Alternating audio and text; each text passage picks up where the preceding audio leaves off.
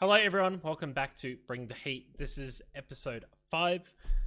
We're here today with a bit of a different setup again. I am home because I've had a couple of issues regarding my ankle, and I can't really walk very well, which isn't ideal. So I'm not there with Huzzy today. He's enjoying the whole couch with Odin, our number one fan, lovely boy. And we've also got Tony here as well, of course, our local Fortnite entrepreneur. How we doing? How we doing, boys?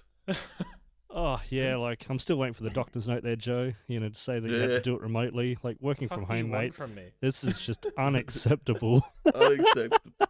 So you get a minimum of a day without a doctor's note. I'll send you the I'll send you the Call of Duty Vanguard note they put to call in sick tomorrow for work. Yeah. Oh yeah. That, right? All right, cool. Sounds perfect. Sounds absolutely perfect. That works. But we have got a couple of interesting topics. To say the least. The first one being very interesting because there's been so much shit going on with CS recently, and then we have a couple of other bits and pieces. CSGO. This is probably the weirdest major event I think we've had because there's been a lot of changes coming from this as well. It's pretty exciting, actually. I love the amount that's been put into this major and into what's happening just CSGO as a whole. It's awesome. I guess to start things off, I think we're going to start with the biggest thing, which is Astralis actually releasing Zonic, Magisk, and Dupree as of February next year. Now, that is a big change. Obviously, Astralis, back-to-back major champions, have got 4 titles under their belt. Device has already gone to NIP, and now basically those 3 guys are going to be released as of February. And Config and Blameth have actually joined them, which... holy shit, that roster is actually cracked out of their mind. Yeah. Especially with these 2 guys coming in. Blameth, bit of a young gun in there, and Config as well. Previously used to play for North back in the day, so he's still got a little bit behind him as well. But I think it's a really good change, honestly, to see from these guys. It's definitely an improvement across the board there, I think. Yeah, it's gonna be interesting because obviously that's now Astralis as I guess a core 3, if you could say, Astralis no longer the core roster that they are. So Astralis have all basically gone their separate ways at this rate, except for, of course, Glaive and Zipix is still on that roster because Coach is gone, as we said and as we touched on, of course. Device already leaving a nip, and now Magisk, Dupree all leaving that roster with Zonic too. It's the end of an era for Astralis, I guess, and a start of a new one, hopefully, with some really, really good up-and-comers. I'm excited. I've been an Astralis fan for ages, since back in when they were question mark back in the day, which was back in, I think it was about TSM days, so 2015. TSM, yeah. So it has been a hell of a long time, and up until this point as well, especially for Dupree. He's played with Zip since Copenhagen Wolves, and that was back in 2013. So Zip and Dupree, they've been on the same team as each other for 8 years. That's insane. You don't see many players stick together for that long. And even Zonic as well, he was with them for that period as well. So at least for myself, I'm a little bit on the sad side of things, but also excited for the future.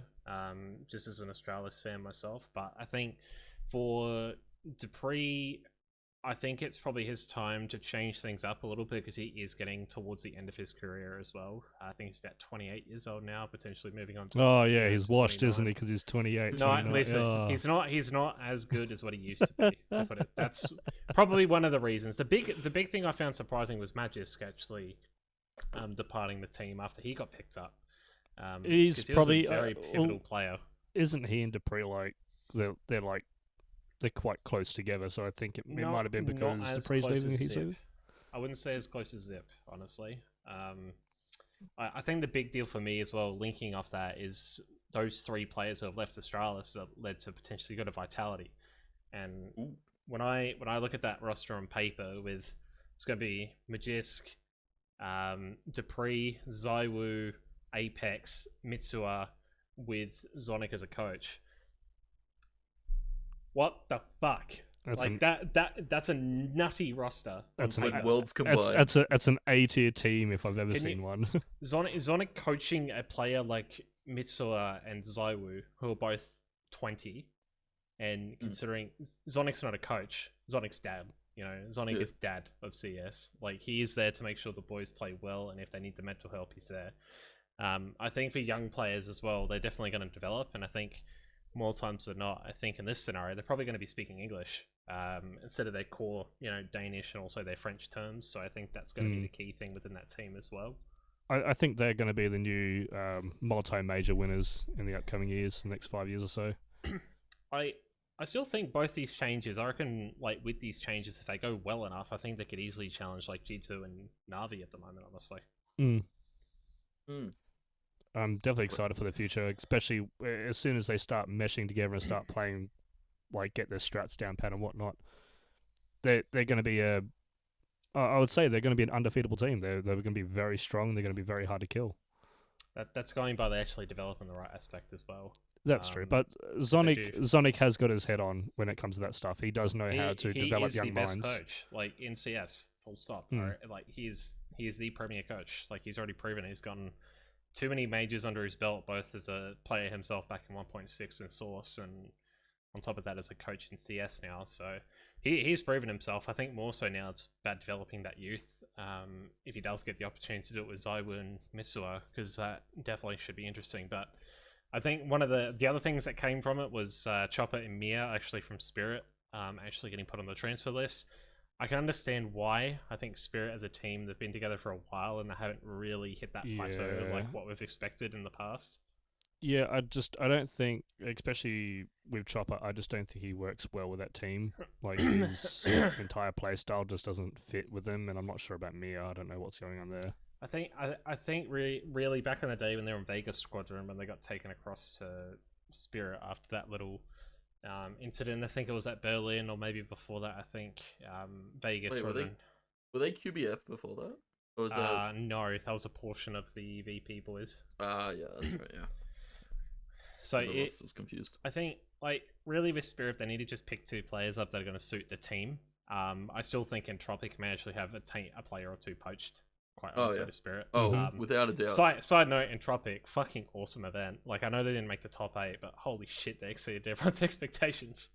Yeah, they're insane. I was going to say, they've been playing like that for, the past few months, in, like, small, like, tier 2 kind of, like, European online events, and yeah, no, they've just been tapping heads, especially with Copenhagen Flames too.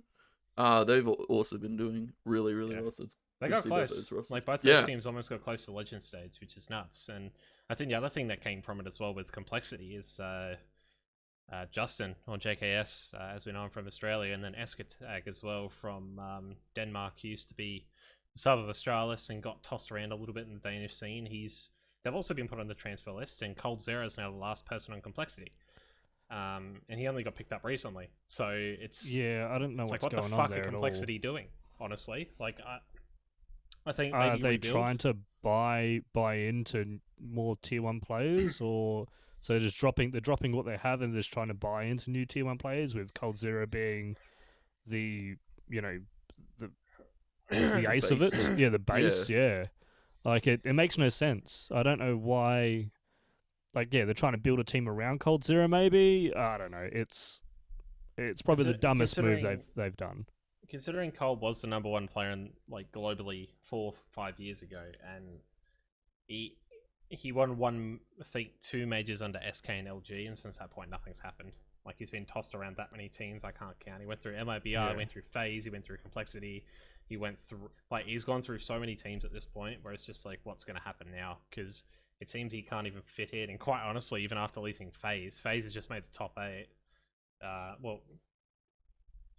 Regarding where they position themselves in the majors. So I don't really know what to think. And quite honestly, seeing as how EG as well dropped Stanislaw over Mihu, like, a lot of these players that we're seeing in this little mesh, like, we've seen them go around in circles before, but it's just more so where it's going to land. Well, I could see Stanislaw and Michu going to Complexity with Cold Zero.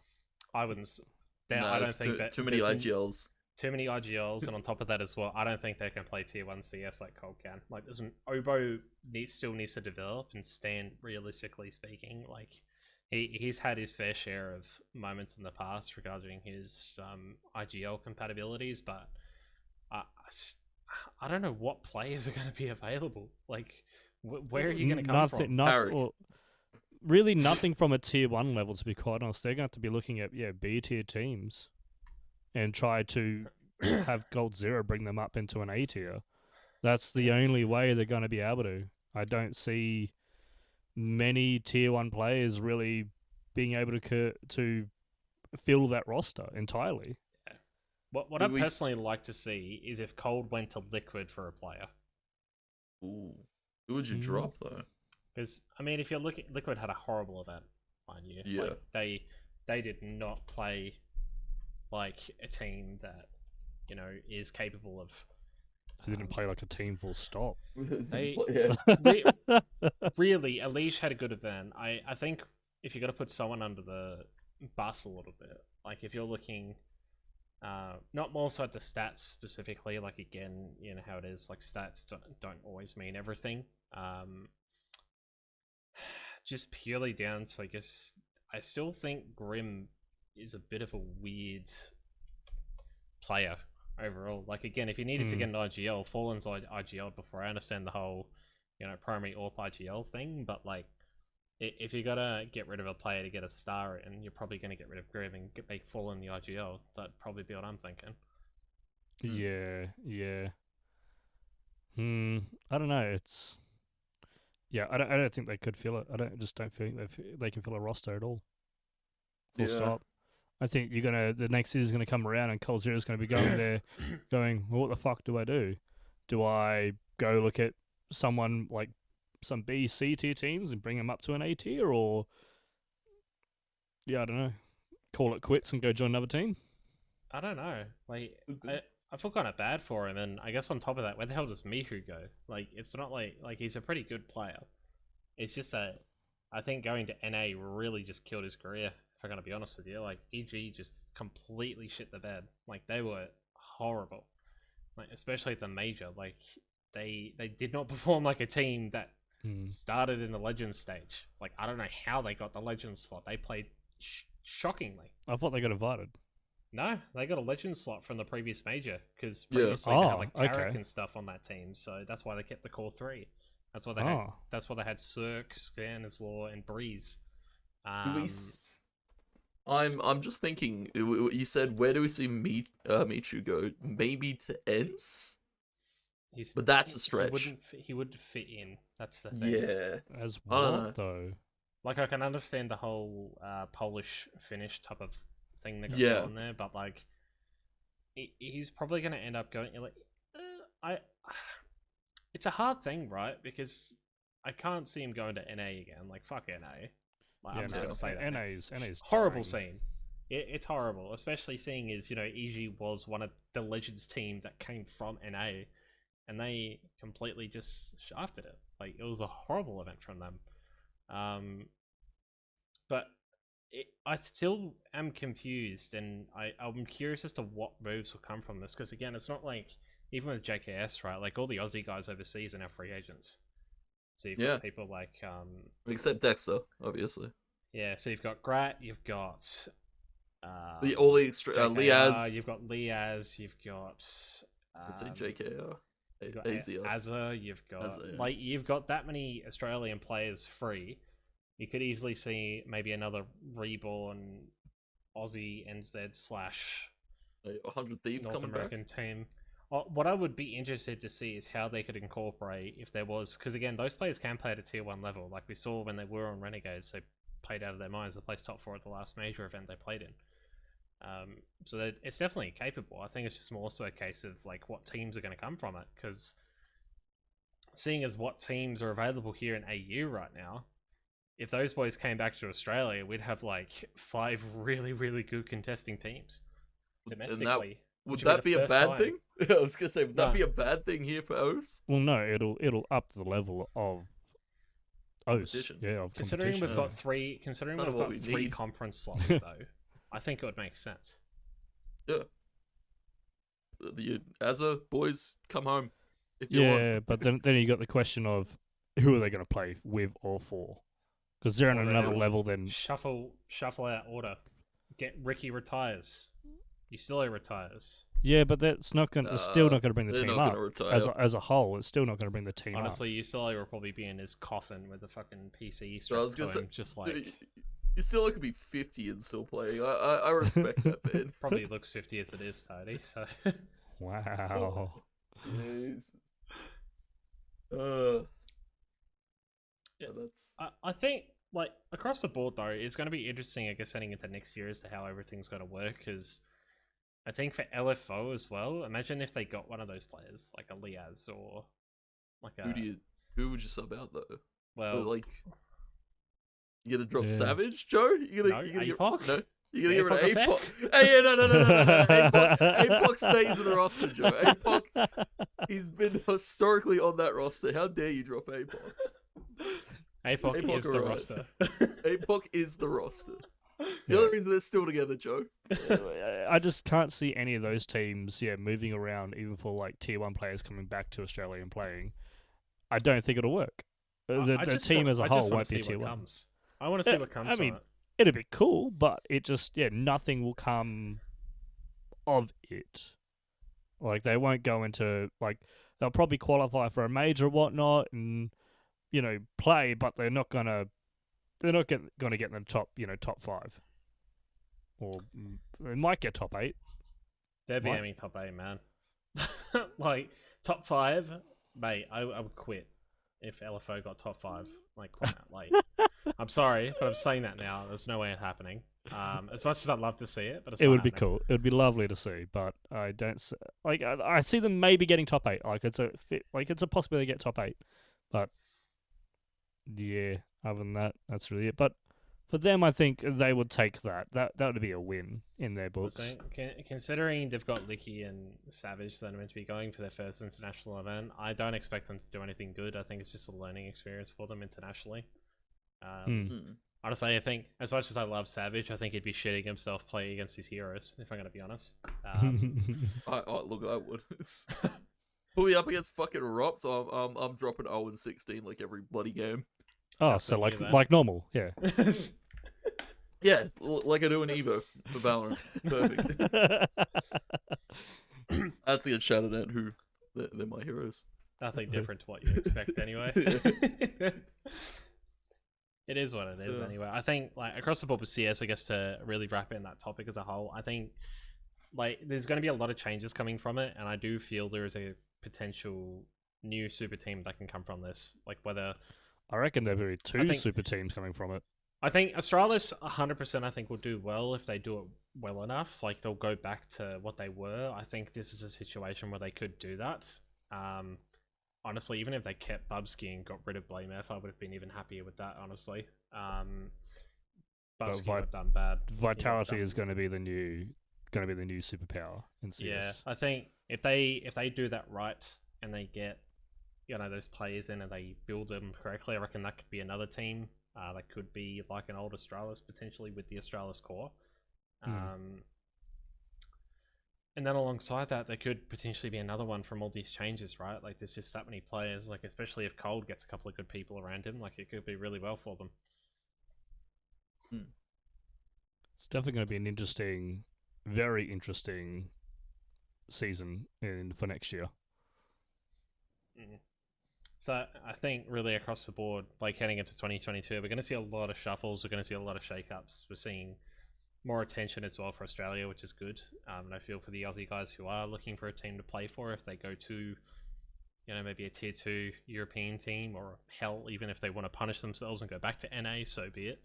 But yeah, it just got to be where the opportunities lie. And I think realistically, if you're a team trying to get to the major, you'd probably want to go through NA right now, wouldn't you think? Because there's that many avenues that could potentially It'd be the easiest avenue for sure.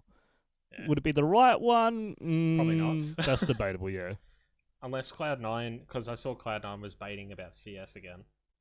So Yes, yeah. Cloud9 with the Aussie guys would be, I think that'd be cool, personally. Everyone thought that LFO was going to Cloud9, I'm like, fuck off. No, shut up. Imagine. Shut up. They're going to pick up some like tier 4 team internationally or something and just do it. It's like, no, it's not going to happen. Like, yes, they are tier 1 in Oz, but when they go international, they're not even like top They're tier 3. 30 right now. They're Honestly, they overall globally they're a tier 3 team. Yeah, it should be rather interesting. But I think heading on to the next topic as well, we're going to be touching also on the esport organization development side of things. I guess Yes. providing some advice, talking a little bit of smack, as well as I think more so just what we would hopefully expect to see in the future. Like the whole point around this one is like, because there's so many orgs out there that are all startup orgs, and they're still in that startup like area where, you know, sure, they have like 1 to 3K followers, but they don't really do much besides just have teams and be a retweet farm. So we've put out like a few questions that we've written down a few questions where it's like, you know, what are the most common, like basically fake queues. And the biggest thing, like, you know, what does an org need to do as a starter to gather traction in a scene? So, Joe, you've had like quite a lot of experience and whatnot. So, what would you say would be like your number one thing you need to do as a startup org? Don't overshoot straight off the bat. Like, I say this to every person I talk to pretty well. Start off with 1 or 2 teams. Because realistically, when you're developing similar to what we're still doing now, and we've cut back on a lot of our teams recently, the primary focus should be on 2 teams to either develop or push your brand through.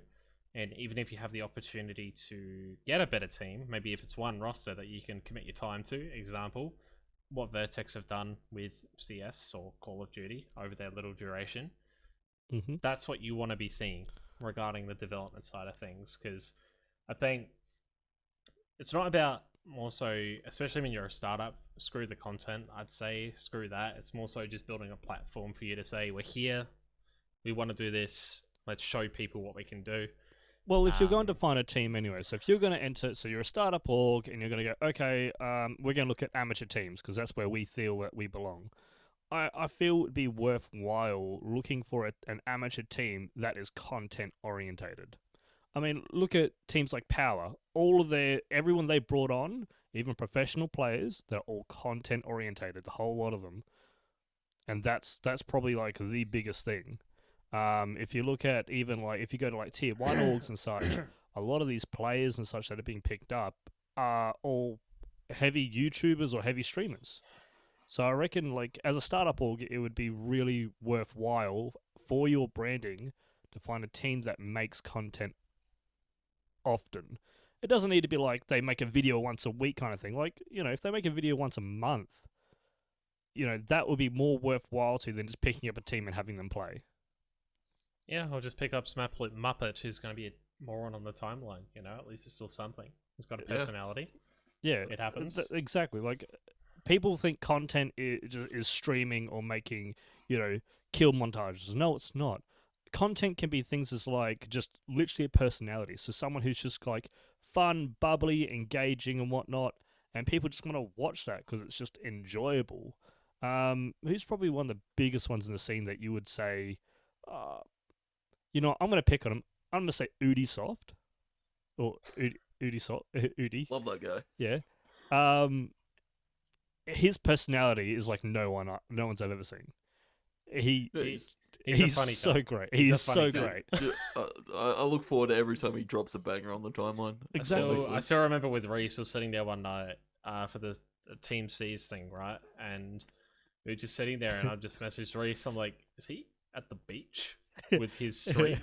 Only goes to the beach with his phone. He's walked up some random dudes going like, hey guys, save the ocean. And then like, this is like 2 a.m. in the morning, and 4 of the guys just walking around there. He like, jumps into Bondi wearing a life jacket, fully clothed.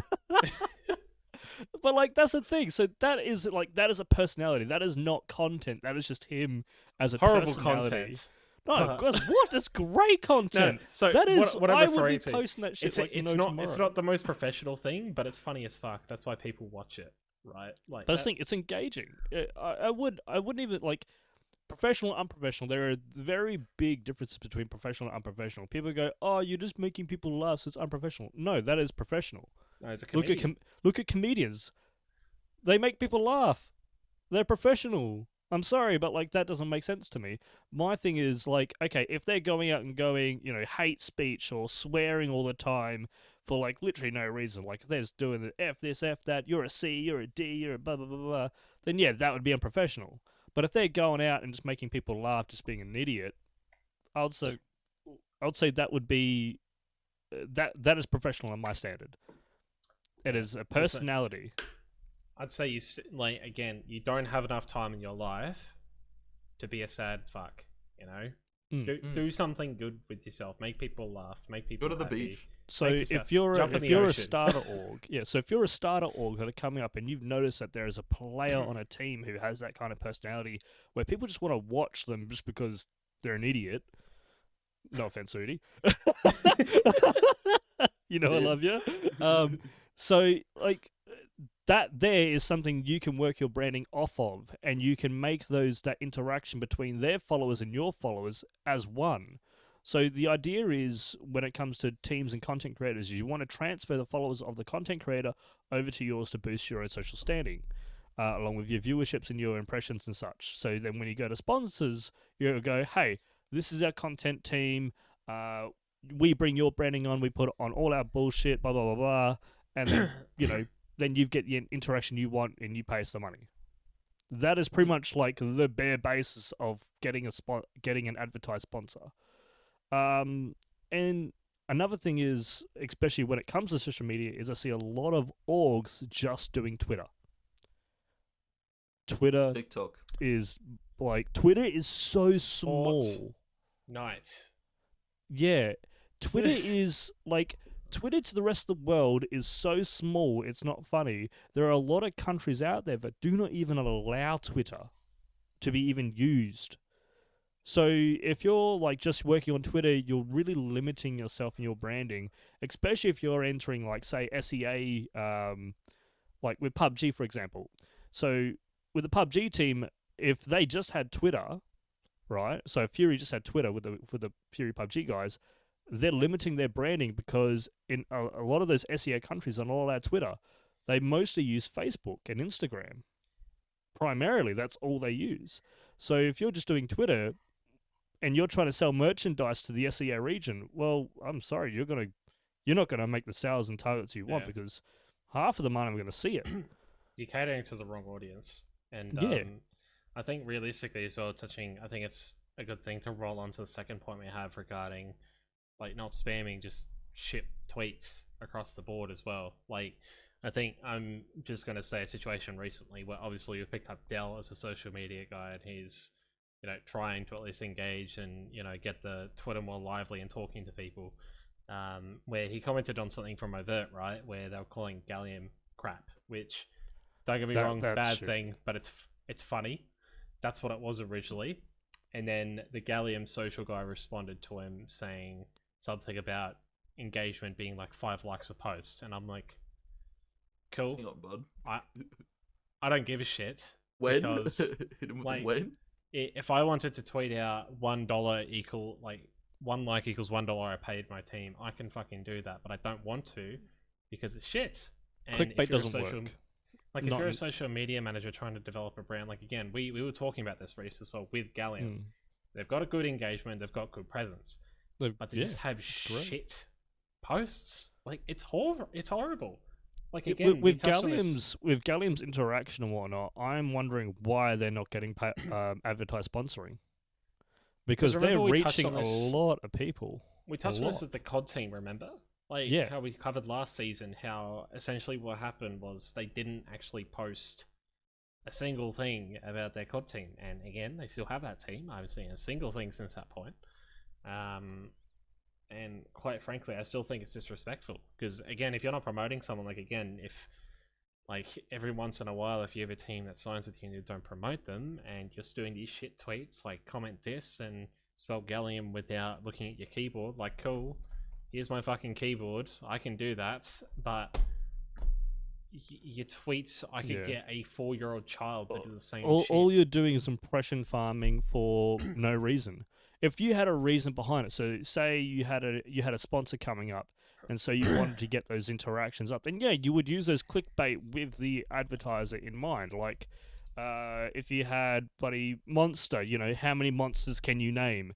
And people do a bunch of bunch of monsters, like name a bunch of like Sully the bloody from Monsters Inc. or some shit. So at least it's something that's hinting towards the advertiser itself. It's a bit of play on words, and that's what really captures a lot of things. So if you go look at those big marketing brands and you go see what they're saying and see what they're doing, you see that they're doing a lot of clickbait, but it's all pertained to their branding. I think the biggest one recently is going to be, I think, what is it called? It's called Duolingo. Yeah.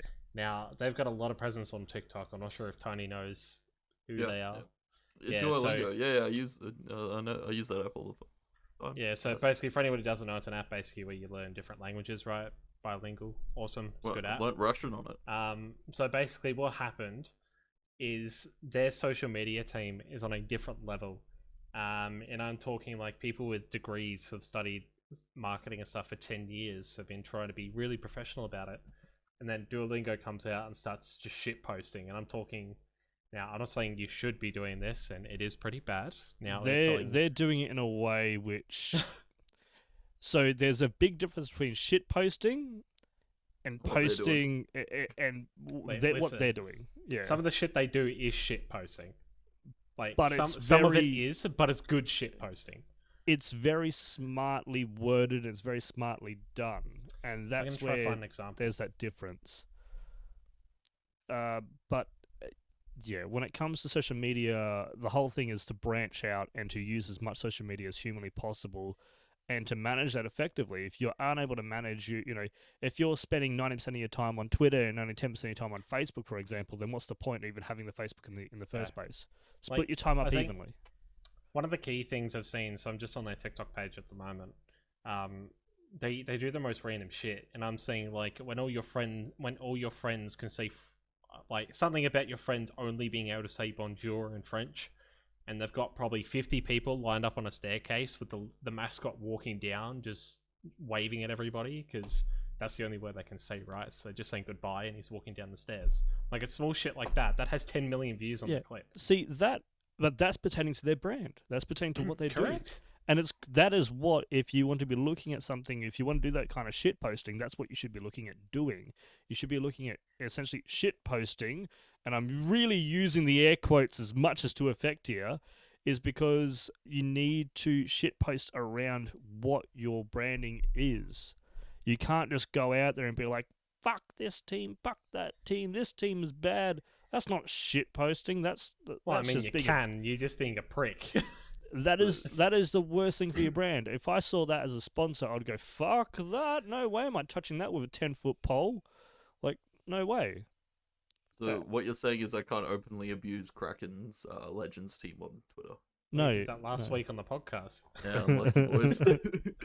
Yeah, but we're not looking for sponsors, so.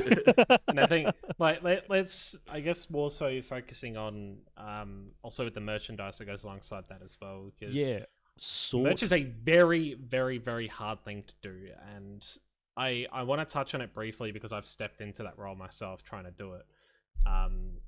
It's fucking difficult. Sort it early.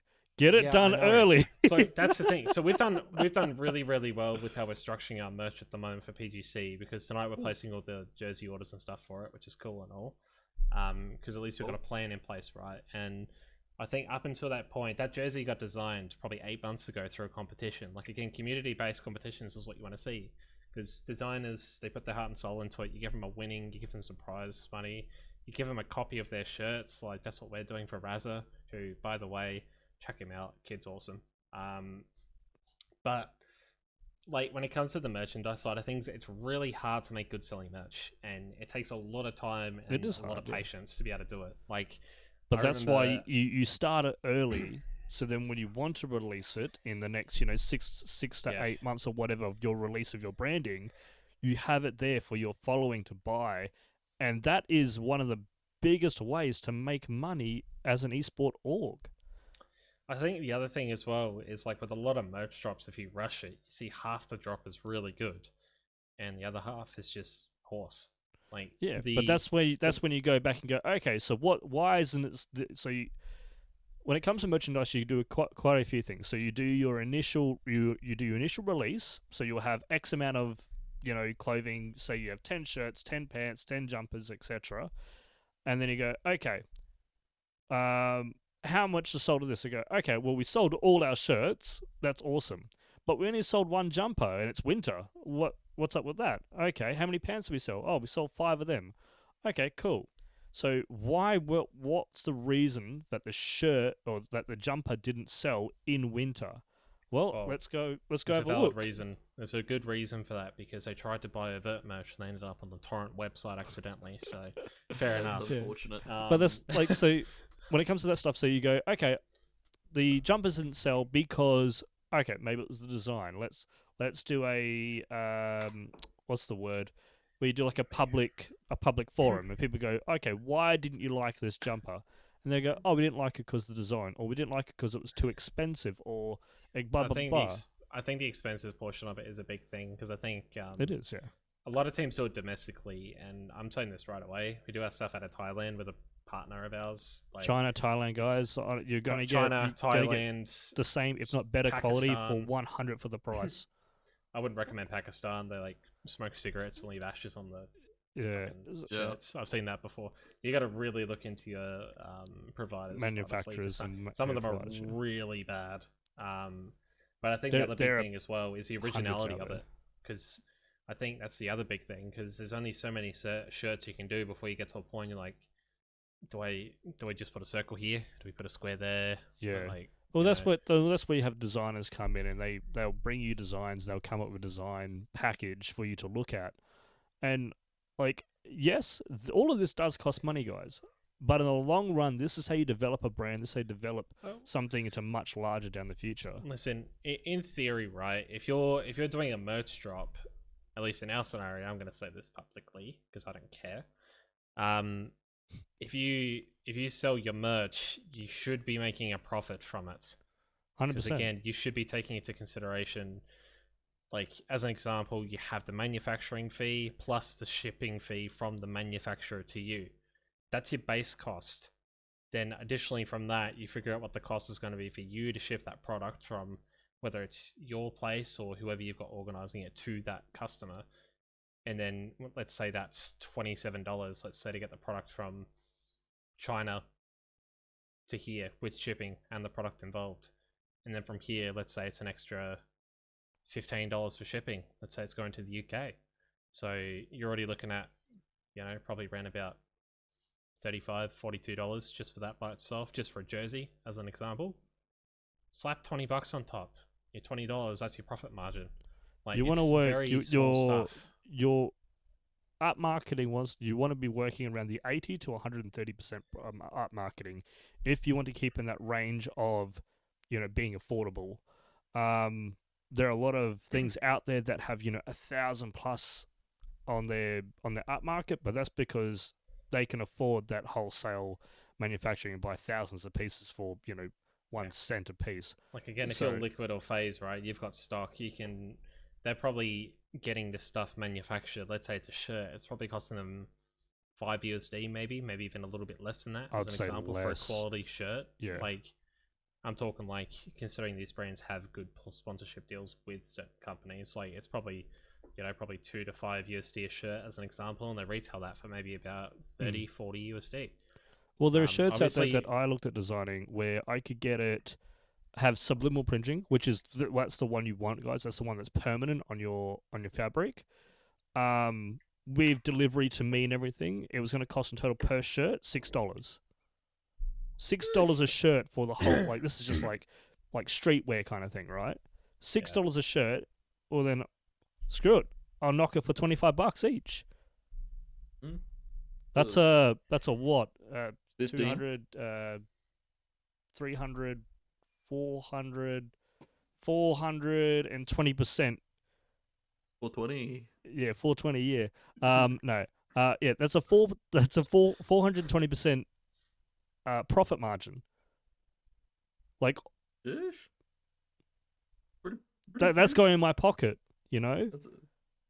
Donks. How are you gonna sell streetwear soon? If I had, honestly, if I had 10 grand, I would go and actually purchase one of those automatic subliminal printers. Where you just put the shirts on, it just goes around. I would 100% do it. And just go bulk buy, couple of hundred fucking polo shirts for 10 cents a piece. Because I guess like the other thing as well, right? You got to consider from when you get the product sent to you, is then how long does it take to get to your customer? Which is why I would recommend buying it and keeping a limited amount of stock on your person at all times. Yeah, that, and also find someone who you know is going to be able to communicate and be reliable. Because again, we've had experiences with that, and it hasn't been the prettiest situation. It's probably like that's the reason why I'm taking over, because I want to be able to do that for people. Because if people are waiting, upwards of 2 months without any messages or anything like that, like even longer. Maybe if you're Tony, you haven't been signed for the last 3 months and no one's bothered signing him again. Boys, I'm an FA. Come through. Probably by the time this episode goes out, he's probably re-signed anyway. But realistically, though, you got to really find somebody who's going to be able to do that. Because again, if you're doing this in your bedroom as like a 17-year-old kid and your parents don't know about it, mate, tell your parents, get them to help you. Like, 100%. If you're trying to build your own business, like apparel stuff, like I've told my parents about it, they're cool with it because it's money that's being made. You'll probably find that your parents might know something about it. They might, they might have done this in the past, or might have done it for a football club or a cricket club or something. They might have actually done it before. So they go, this is who we used for our stuff. It's entrepreneurship. Like soccer teams. Straight up, like if you're making your own stuff and you're making money from it as like a 16 or 17-year-old, just go ahead and do it. Like they might even help pay for it. Yeah, I know so many parents out there that have actually gone, my child's really, going to business. He's selling shirts and stuff for his little Esports Org, and he's making money from it. So I've invested some money into him so he could, he could make shout money. out to my parents for that one. Yeah, shout out to it's Mama a legitimate Joe, thing. Papa Joe. Especially if you're in that younger generation, I would highly recommend telling your parents and explaining it to them in full of what it all is and what you're trying to do. Don't go, these guys be doing, Reese. These guys are gonna make. Don't tell them that you have players on board that are gonna make you money, because that just sounds like a scam. Explain to them how the esports industry works, and if you don't understand how it works, then I would recommend going out and learn how it works, because if you're running an organization, you should have a very clear definition of how an esports organization is ran. You make profit off player winnings. No, you don't. Shut the fuck up, Joe. You should be. That's in your first few years. You should be running in profit. We're going to talk about that in a bit more context. But the next thing, the P word again. Just to finish that off. Anybody who uses profit in esports, unless they're like a multi-million-dollar company, Reese, they're lying to you. That's all I'm saying. Never use the P word in esports. Well, the next big thing when it comes to a starter trying to get traction in the scene is your legal side of things. Now, this stuff is scary. It's very scary in how much detail needs to be soaked in, which is why I would recommend going and getting help from a professional. Yeah, so I think the big thing is when you're not paying players, it's not a massive deal to have contracts if they're just playing. Correct. Like if you're a kid, 16, 17, I can understand that. That's what I did when I was playing. When I used to own an org back then, I just paid CS players to just up their fees. They did their thing, which they weren't contracted. I just did that because I wanted to. I can respect that. When you're over 18 and you're going to be paying people, or even maybe 17 and having a guardian there to support you, you need to have something there. Because again, we've seen that many situations recently which, what situation have we ever seen someone actually get sued for a contract to nose? You've got Udi for one. He didn't sue though. No. He threatened to sue. But there were lawyers involved though. Yeah, correct. So in that circumstance, I can understand it because again, I'm going to throw Diables under the bus. Sorry to name drop. I have to. They are a entity. Ubisoft was employed by them. He had a contract in place, and he is a lawyer. They had a legal team. Eventually, he just got what he wanted because he pestered them for that long that he just went, "Oh, screw it, they're gonna fuck us over, so we'll just do it." Which, Yeah, they again, got too much hate on him that they just needed to just do what he asked. But the I think biggest thing is Tony can probably relate as well on this. I'm sorry to butt in again. Just to get Tony, I guess, in the conversation as well, because when you're typically somebody who's being a commentator as well, right? Especially recently, we've both experienced the fact that people just don't pay on time ever, or even have some type of agreement in place. Yeah, it's a very weird part because some of them aren't even contracts at this stage. They're just like it's a verbal contract. Oh yeah, I'll pay you by this day. And then you don't get paid, and then that's when it gets annoying. That's when you start to wonder, was it even worth it working for said TO? The answer is no, Tony. It was not worth me waking up at 1 a.m. to cast with you. Okay, that was definitely worth it, Joe. Sure, We got to haven't experience. been paid yet. We got. Haven't been paid yet. Exposure. What, to 10 viewers, and my will to live just disappeared. So, Exactly. with the contract side of things, I would highly recommend it to go spend some money and get that stuff sorted. I myself, again, I sell my contract, which I have patent, and I have also policies procedures that are out there that orgs can purchase as well. And instead of spending, the $1,000 plus when you go talk to a lawyer, because that's how much it actually will cost you. It'll cost you $1,000 just to get a single, document written up by a lawyer. I have it at a cheaper price where I've had a lawyer actually do it for me. I forked over that money, and then my profits come from people coming to me and purchasing it. So there are people out there that do this kind of things, and I would highly recommend getting that stuff sorted, because if you don't, you can have a bit of a problem down the track, especially when you're trying to either you're trying to kick a player, or you're trying to fine a player for doing something, or if you're trying to actually have a reason, or have something in place that will keep a player playing for you when they're just being lazy or something like that. There's plenty of reasons why you need a contract, and I would highly recommend getting it done. Now, Joe, how do you make money as an org? Well, considering I'm a person who has made money, now, again, we're going neutral. By the way, I just want to put that out there because I've had someone in my DMs recently harassing me about what I do. So, to that individual, go fuck yourself. Go touch grass. Cash me outside. Catch me outside. Go do something better with your life instead of harassing a 20-year-old when he's trying to have a fucking shower at 10:30 on a Friday night. So I guess the key points for myself. Now, have I made money from players' winnings? No. Now, as an org like us, I'm saying it now, we do not take a cut unless it's over 10 grand. And that's only on salaried rosters. Which, again, fair enough. And it's not even a part of the prize pool. If it's a team that has skins in the game, or pick'ems in the game as an example, we take a portion of the money from that.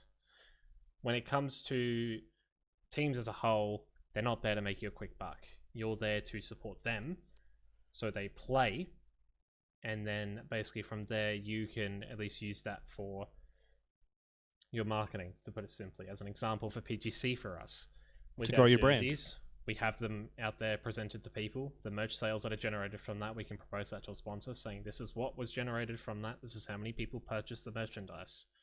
Now, your logo will be imprinted on this, and this is what you could potentially be seeing as our stats. And again, I think the second point we've got written here that Reese wrote out for us yesterday as well. Focus on your merchandise. And even the smallest of sponsors can help you in the long run. Like, straight away, I'm going to put Juice out there for Bandits. Juice actually pays for Bandits Rocket League team, and Juice is like a very, very small, like, off-brand G Fuel company, and like they just basically pay the Rocket League team to play, which good business from Bandits. That's props awesome. to them. It offsets the expenses of the org. The team gets what they want. The Juice get what they want as well. They get their brand and everything out there into a very and quite a few numbers out there that are watching that team. It's a great way to do it. Yeah, and I think. Oh, sorry, here you go. That's right. Yeah. So what he was touching on earlier is basically never, ever, ever, ever, ever, ever, ever, ever rely on teams to make you quick money. It doesn't exist. Fortnite, kids, it does not exist. Okay, You pay more stop money it. to those Fortnite players than they would make back in their earnings in this region. That's why we're not in the game. That's why a lot of good orgs aren't in the game. That's why even if you go to EU or NA, where there are those tier 1 orgs, they don't make any money from these players at all. They see very little because their profit margins is very little because they're paying these players a lot. I've had an org that is quite well known. So you guys know who Surf Esports is, yeah? Yeah, I love Surf Esports. Yeah. Well, I've had dealings with them before, and I tell you what, that was an absolute nightmare and a half because one, they wanted the player that they were paying him an absolute shit ton. Like, I mean, Tony, definitely more than you and me, and more than Joe as well. Like, all combined, they were. Wait, y'all are getting paid? Yeah, like, I'm not Same. joking. He was making easily 80 grand a year just playing Fortnite. Just to What the play. fuck? That's it. Doesn't have to make content, just has to play. Yeah, was it order? He's got. But order this thing, level so paycheck? Fuck. that's how much Order money salary? that's how much money he was making, right? Now, sure, he's an ex-FNCS winner, but he wasn't with the org when he won that. So the amount of money he made while he was contracted with them was so small, so minute, that the profit margin for the org was nothing. And in the end, the player went, look, I'm not enjoying myself here. You guys are trying to make me do all this stuff that isn't in my contract. I want to leave. And there was a whole big debacle about it. And I won't drop names or whatnot, but at the end of the day, that's what happened. The org didn't make money from the player who was an FNCS winner. So, making the actual big bucks and actually competing in Fortnite. $2 and a Happy Meal. Yeah, let's go. That's all it is in hosts. And, See yeah. Muzz in America making We're getting 120 16th grand. place. But that's the whole concept of it. Like, they go, oh, I'm in Fortnite and I come out top 100. I make lots of money. Like, no, you really don't. Like, Yeah, can we talk about how much like the I've made 30 more. I've seconds- made more betting on horses. Dude, some of those players that place like even 30-second and stuff like that get like a bag, which is kind of wild.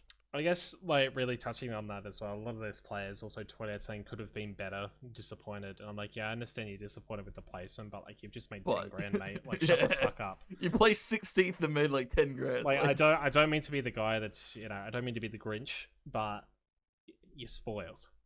Like, They are. Yeah. simple They way are. of putting it, but Can I you think it's a good way. Tell you what were you saying, sorry? I was gonna say, could you imagine in CS if like someone bombed out 8th place in ANZ champs and still got like 10k? There would be no way that an esport org would be able to buy into those teams at all. Exactly.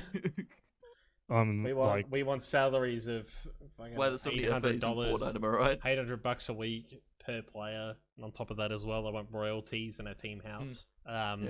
But I think that's a good way to merge through as well. I guess onto the general rule, I guess we like to put it. Yeah. Which is you need to have a budget, because with us at least we do it quarterly. To establish At bare minimum, every 6 months. Oh, it should be. Do Yeah. Do a Well, budget even- for 6 months. If you're organized, do it quarterly. That's all I'm saying, because Yeah. you're going to have sponsors change within that period, and income change as well between everybody. Or, But as a starter org, your whole budget's primarily going to be around paying fees and making content. So you're paying Yeah, designers and which- whatnot. So is I like would jack shit. recommend it's but still, it's still good to have a budget. in that 6 months you're going to be spending 2-3 grand tops, if that. And that's in 6 months. Like, what's that per month? Couple $100. So I think really, I guess to put into perspective Yeah, for me, because 500? everything's out of 600. pocket for us, obviously, right now. We don't have any investors, as everyone fucking thinks, apparently. But realistically, for me, every month I budget. So I have a budget I put to Fury. I have a budget for my actual stuff, whether it's trying to get a payment for land, whether it's my fuel or servicing for the year. Like, I have an annual budget that I use for literally everything.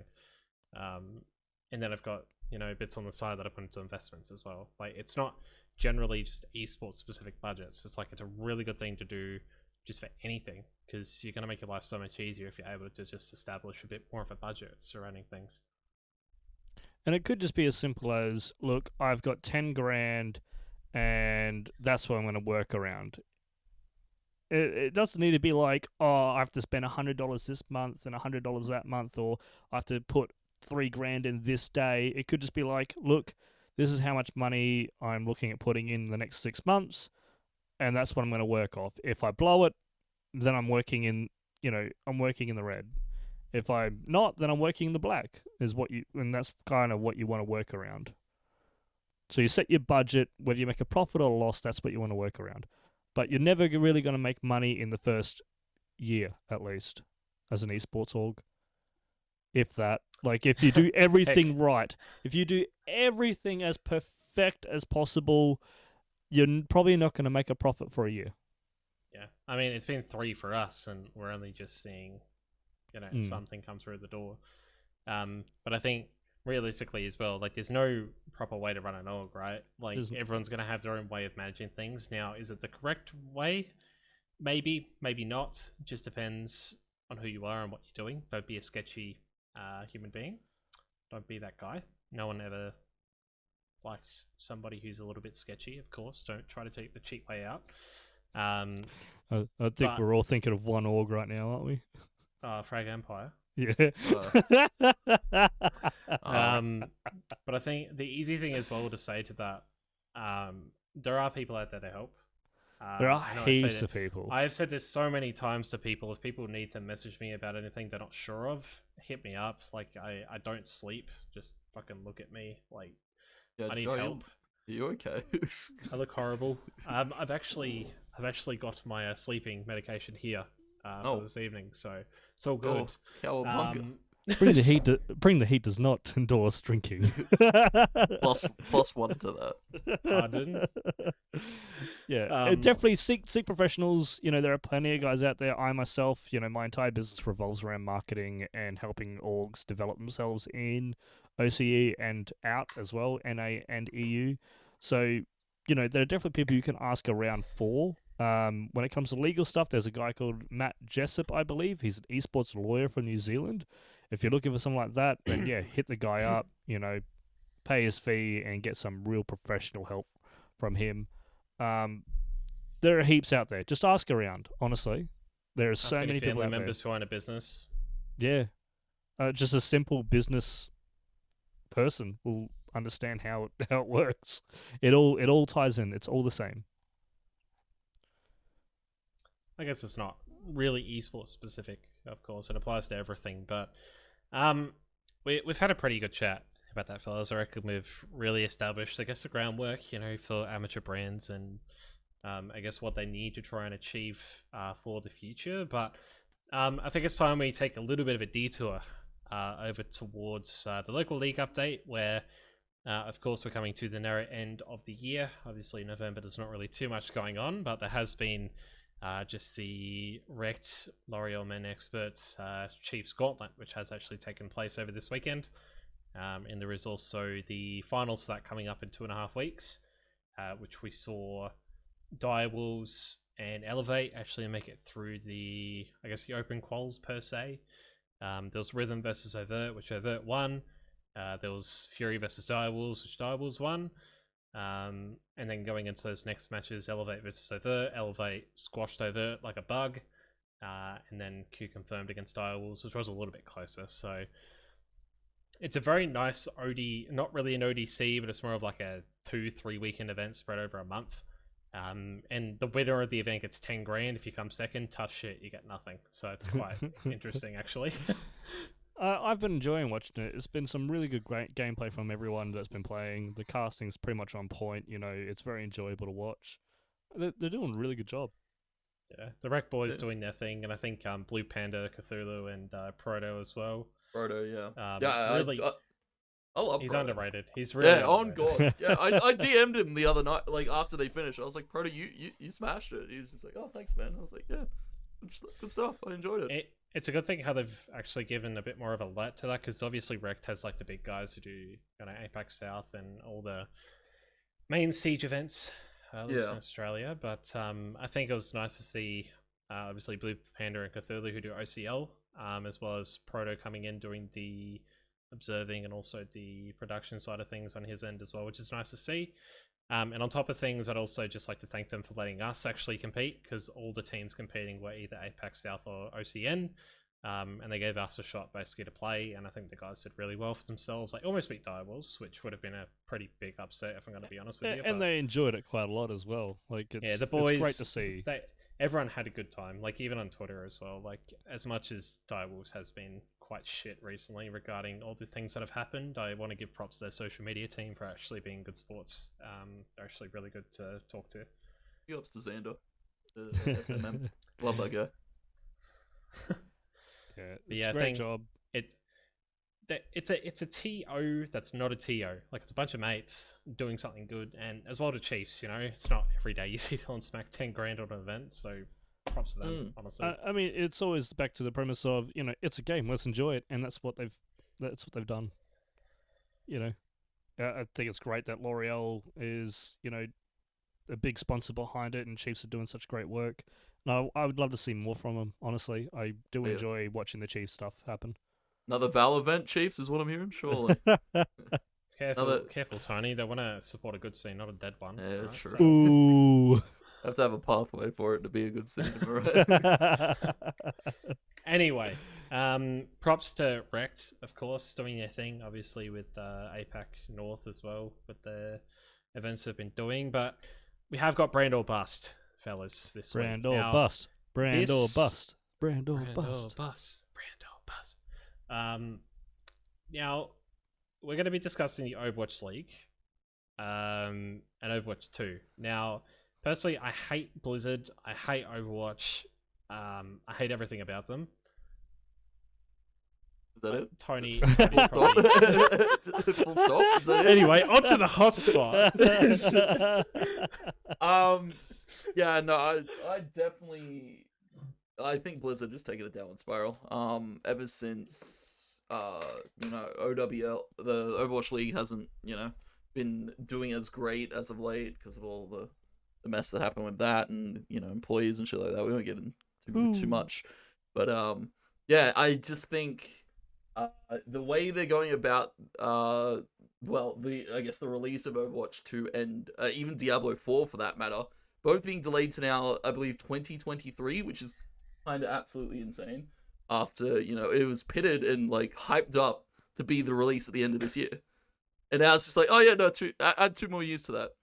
By hyped up, you mean they've done nothing really to hype up the game? They did it for Diablo 4. They did it for Diablo 4. Now everyone goes to Valorant. Yeah, honestly, it's boys, you've just lost so many. Please come to Valorant. We need as much help as we can get. And I'm pretty sure it's 2022, not 2023. Yeah. Yeah, it's 2022. My bad. A whole year. But yeah, I think for Blizzard as a company, though, I think we were talking about this, Reese, how I think supposedly Overwatch 2 and OWL are meant to be played on the new game, but the new game would be launched until the league's out. Yeah, so this is going to be a really... I don't see this working at all, full stop. I see them cancelling the event halfway through it. So basically, they announced that the next season of Overwatch League, will not be on Overwatch 1. It will be on Overwatch 2, which has been delayed till next year. So they're going to be starting the season when the new game comes out pretty much at the same time. So there are going to be players out there who are going to have no idea what's meta. They're not going to understand the new maps to their, to the professional extent that they normally do. They're not going to understand a lot of things of, if something's a bug or not. And that's another thing. What about all the compatibility issues that will come later down the track as well for a game that just gets released? Like, how many games have you seen that are perfect that get released these days? Not one. None. There are none. Not Zero. A single one. So I can't wait to see a massive bug happen during Overwatch League on the big screen. I am just so excited for it. The professional league completely shit the bed. Legit. Can't wait. I think this, and not only that, like this has caused a big controversy because a lot of pro players out there have straight up quit. They've gone, fuck this, I don't want to play anymore because of how Blizzard are treating Overwatch. They don't care. And not only that, like they've had what the it was a good mate that left recently, the CEO.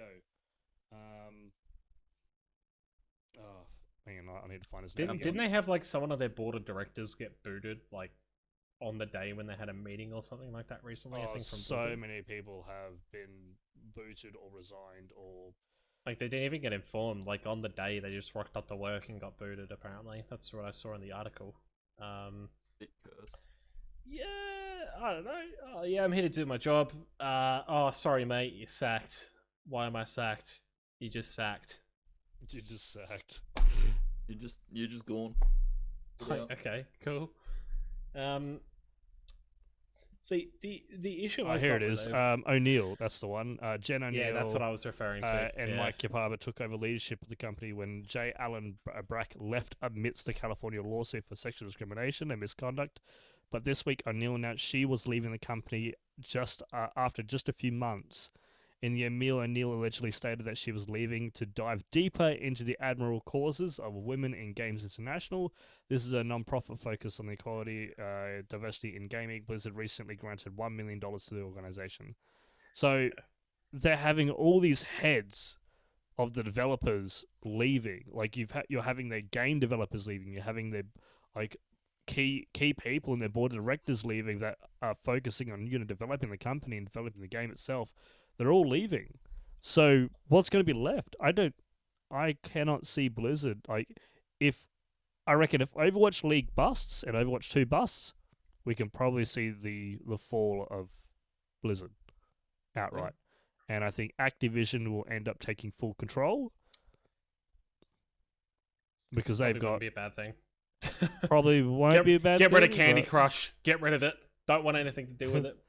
But yeah, I can probably see Blizzard going under completely. Activision just going, cool, we'll take the whole Blizzard entity onto ourselves, and you guys, we'll pay you guys out. No anti-cheats. Oh yes. So yeah, it's probably one of the biggest blunders I've seen from one of the biggest companies in the world. Like Blizzard used to be, on top, like above Tencent before Tencent really started blowing up and whatnot, when WoW was their primary game and had, the most player base across the world paying, $15 a bloody month kind of thing. It's a fall of a titan, to be quite honest. They've been left in the dust, to put it simply. Like, everyone's just kind of just succeeded them. They really have. And I think that's because of a lack of development on their end. They've gone, why change? It's working. Well, you change because everyone else is developing around you, idiots. If it's broken, keep it broken. Yeah.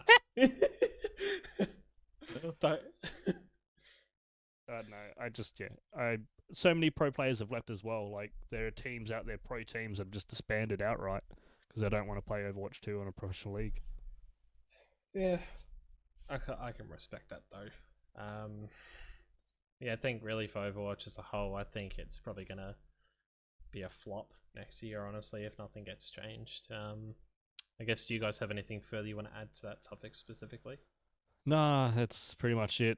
Just, bye Blizzard. It was nice knowing you for a short time. Bye Blizzard. Keen for Diablo 4 if it ever comes out. Mate, still waiting on like Source 3 or something, still waiting on the new Source engine for CS. It's going to be like that where nothing's happened for the last 10 years. It's probably going to happen with that as well. But we have got our last little segment, haven't we, fellas? We've got the hotspot this week. Well, who are we cooking? So you're keen on this one, aren't you? Now, it's not just me though. I think it does need to get addressed, Tony, because I think you've probably experienced this. I've experienced this.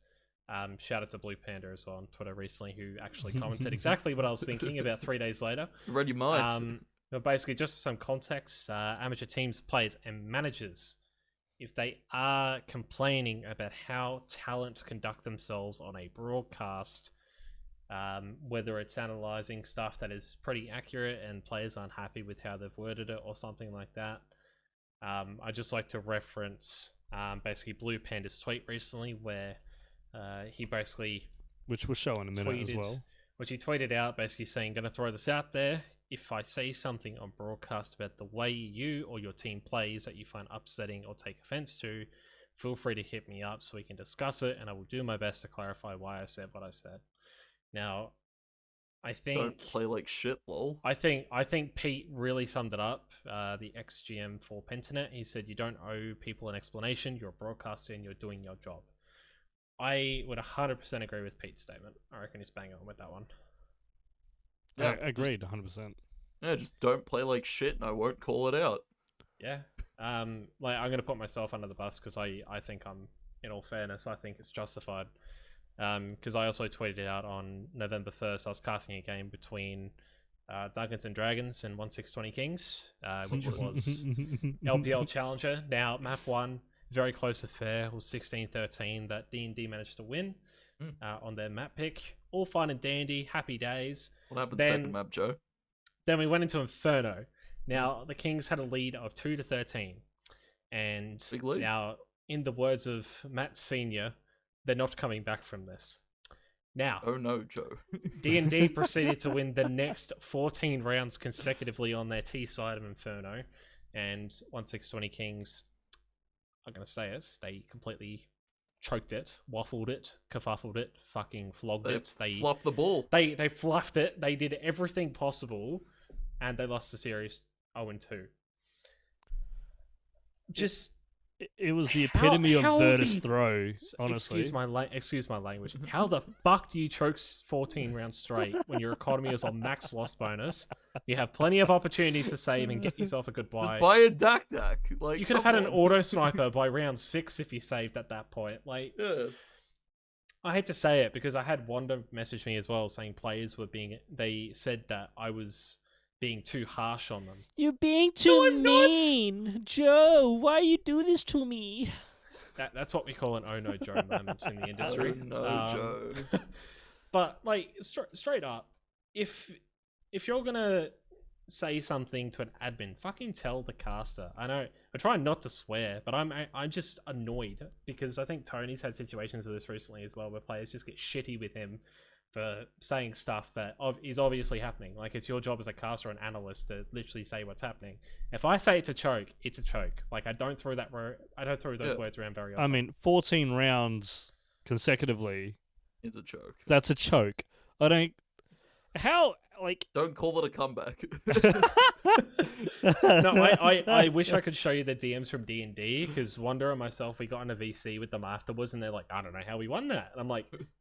Honestly, boys, along with every other viewer, along with the 2,000 people watching, and on top of that as well, Matt and myself were sitting there on the broadcast. Like, I attached the bod. I think Reese will probably throw it in at the end when they won, but like, we were just absolutely head fucked. Like, we had absolutely no idea what was happening. I had my hands in my face for about probably 45 seconds post game, just wondering what I just watched.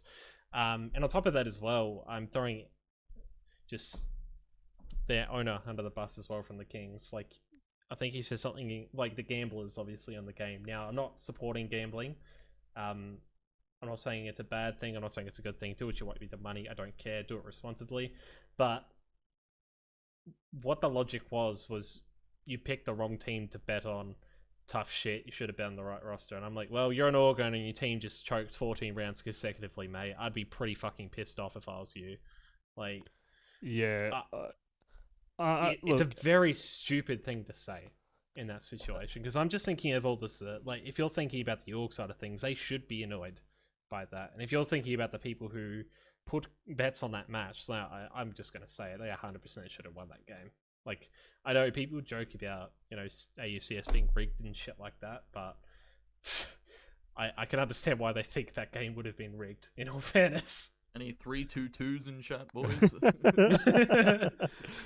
I don't see, like, for him to say that really, like, it tells me that he doesn't give a shit about his team at all. Him going, oh, you shouldn't be betting on the team. Like, it tells me, oh, we expected to lose that. Well, you shouldn't have. Map 1 was close. You'd expect map 2 when you're up by 13-2. It should have been a stomp. Like, It should have been a stomp. I should have seen Vertigo as my third map. I shouldn't have gone to sleep early that night, but thank God I did. So thank you to the Kings. he's sending him a $5 after this. Cheers. Just be early bedtime, boys. I got work in the morning. yeah, Yeah, again, if people have issues with how the commentary is done, message the commentators. Don't have a sook about it. Don't subtweet it. Don't fucking do anything I like mean, that. not only that, Just you also got message to remember, people. it half the time it's just for the entertainment value. Sometimes the casters don't even mean what they say. It's just the entertainment value for Just the telling viewers. story. That's all it I'm is. trying to paint a picture. We get paid Yeah. to do that. Like, mind you, you wouldn't have a stream if we weren't there. You Yeah. wouldn't be Yeah. promoted. You wouldn't have people watching you.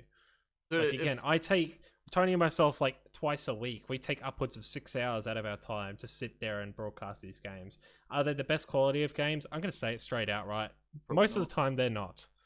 Now, I could do better things with my life. I could be having a social life. I could be hanging out with my parents. I could be going to the gym. he could be But hanging no, out with I've women. decided to sit on a fucking chair for 6 hours, deciding to commentate you for. Tony, how much would you get paid a night in theory if you wanted to? Like, I'd probably get a Happy Meal if I'm lucky. Oh yeah, it's something ridiculous. I don't want to talk about the pay too much because obviously we can't disclose that fully. But yeah, Listen, I'm cool. Personally, I'm cool with the pay, but I'm just saying. yeah, like, no, I'm more than happy and comfortable with the pay. Obviously, we can't discuss it, but yeah, like as you said, we're gonna paint the picture. If try slapping up a team like Kraken 13-0, I'm going. Yeah, Kraken are just getting slapped right now. I they don't got know flogged. I don't know what you want me to say other than try it's just Yeah. fucking better Oh, than them. that's really unfortunate. Kraken are losing. That's very biased. Tony, how Oh. dare Like, again- you? Who again, would have though, ever like- sing this happening? Oh no! Like, straight My up. dog if just you're looked at me speaking- like, "Shut the fuck up." if you want me to sit there at the end of the game and go, oh, it's unfortunate they had a lot of winnable rounds. Well, yeah, you had winnable rounds, but you still lost them. Yeah. If you want someone to suck your dick, go get a girlfriend or boyfriend or whatever's your taste. I don't want to do the sucking for you, alright? Fucking deal with it yourself. It's not my problem that Jesus Christ. your mental game is not good enough. Go in, just Joe. saying. Go in. Get him.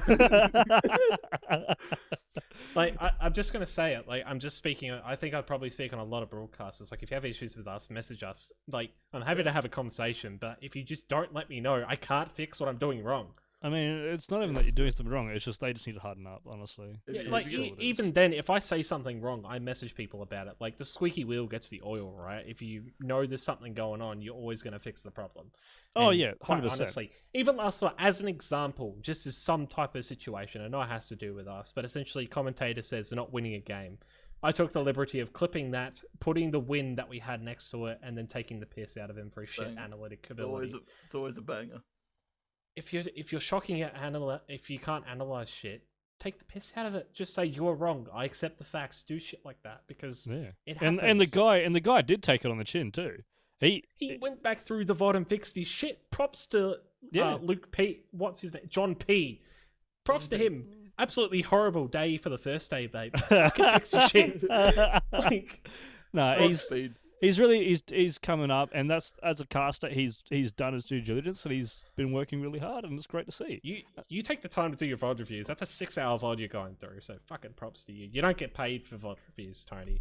Yeah. Like, again, it's not our full-time job. I couldn't care less. Like, if I went to my actual job and people were asking, like, I'm like, oh, you can't do your job. And it's like, well, you fucking sit in this chair and you try process your phone, you absolute mongoloid. Like, what do you want from me? I think Tony as well, you can't cook a burger. Well, you come back here and you try, you do this. You try and make your burger correctly. You won't know shit either. It's not hard. I'm not gonna lie. Tony, just because Look, Tony, Tony's all doing you it. It do- can't be that hard. Dude, any monkey could do it, honestly. Considering I worked at Backers, I could probably confirm that as well. It's not hard to pick up meat and throw it at a grill, but my point is, if you have an issue with someone, I know we're referring Talk to to 'em. commentating here, but like, just fucking talk to them. Like, even if you're having an issue with someone in real life, it's not like you sit there and just have a sook about it. Like, if Be someone a said something to human you. being. Be a human. Ask the question. Accept the facts. If you have to apologize because you realize you're wrong, do it. Be the better person. Like or if you're not wrong, it's really stand your like ground. I'm very paranoid because it hurts, you know. Because like if I'm saying something that's truthful and it offends someone, I'll say sorry, but it's not like I'm wrong. Like that's the thing. Like, Especially- I hate to say it. Especially Joe's if you choke 14 rounds. Joe's like, Like- yeah, you guys fucking choked 14 rounds. I'm standing my ground here, ladies and gentlemen. I have done that before as well. Like straight up, I'm throwing Fiend under the bus as well because he's called me out for being a shit commentator. I remember that tweet, and I said to him, "Yes, I do sound like I'm talking to a brick wall, but at least I get paid to do it, unlike yourself." Boom. Okay. Drops mic. You don't have to sound like you're enjoying yourself to have good analysis. There's a reason why I'm in the position I'm in. Bang on. That's how it is. And again, like bottom line for us, please talk to us. Please talk to people. If you haven't checked out Blue Panda as well, check him out. He's the single most dedicated amateur broadcaster in the country. Dude has like spreadsheets, this man does interviews. he has spreadsheets, interviews, post stats. This man doesn't sleep. He has less sleep than me, and I struggle, man. I don't know how he does it. Like he's even in NZ as well. Games are going to like 3 a.m. and he takes an extra 3 hours to do analysis. Like and VODs on top. Like Man's a beats me. machine. Man's a machine. He's too good. He should be in a better role. I'm saying it now. Give that man some type of gig. He needs something. Give him some major event. Give him fucking. He APAC. needs some Yeah, send him to milk. Sweden. Send Give him him to the Sweden world. with Chiefs. Send him to Sweden with the Chiefs, honestly. Get him on as the Chiefs analyst for the event. Fucking do that. Yo, You know. yo, that'd be a good shout. Yeah, your Chiefs, if you're listening in. But yeah, I think I guess to sum it all up after that little rant again, the hotspot is where we put something on the flame and let it roast for a little bit, which in all fairness I think we've done. And again, if anyone has an issue with what we've said today, message us. DMs are open. Feel free to DMs leave it in the open. comments. Leave all your questions Leave it in down the there. YouTube comment. It's a public forum, mate. Tell we Joe's cover this on bias. the next episode. Call me biased. We call me a won't freak. we won't bite. We'll talk with you. I'll sit there on my personal account and I'll talk to you on YouTube. Listen, Yo, I'll sit there. I'll sit there account. and talk. I'll Yeah. sit there and talk, but I won't back down if I'm right. That's It's like, shutting me up. That's the issue. like again, if you want someone to suck your dick, I'm not going to be the one to do it. Go get someone else to do it who's going Unless to be you whipped pay for me. you. Unless it's a Tuesday. We always get down on Tuesdays. We always get down on Tuesdays. Tuesdays Yeah, I are guess, for the boys. Oh god. All right, we'll close it out, fellas. We've had a bit of a laugh. We've had a good time today, of course. Obviously it's a bit of a different setup today, but today is definitely been an episode where we kind of sit there and we have to discuss these things. And I think realistically moving forward, I hope people can take notes from this. Like again, this is only our opinion on things. You guys can share yours as well, whether it's on Twitter, on the YouTube, wherever. It's down in the description below, or if you're on Spotify or Anchor, Podcast BTH on Twitter, or even on our other platforms as well. Just have a discussion. Like we're here to have a chat. If you want to come on the podcast as well, again, we're doing it remote today, but usually I'm going to be there with Reese. Tony's remote. We can easily get someone else on board if they want to have a discussion about it. Like we're here for a chat, right? We're not just here to talk shit. Slide into our DMs. Don't forget to like and subscribe, and enjoy your days. That's the best thing. Have a good time. Don't be a stick in the mud. Yeah. Have a good time. Why That's all can't we we be friends? Why can't we be friends? Okay, I think that's probably a good note to finish on before we get claimed. Yeah. Anyway, everyone. that's been Bring the Heat, episode 5.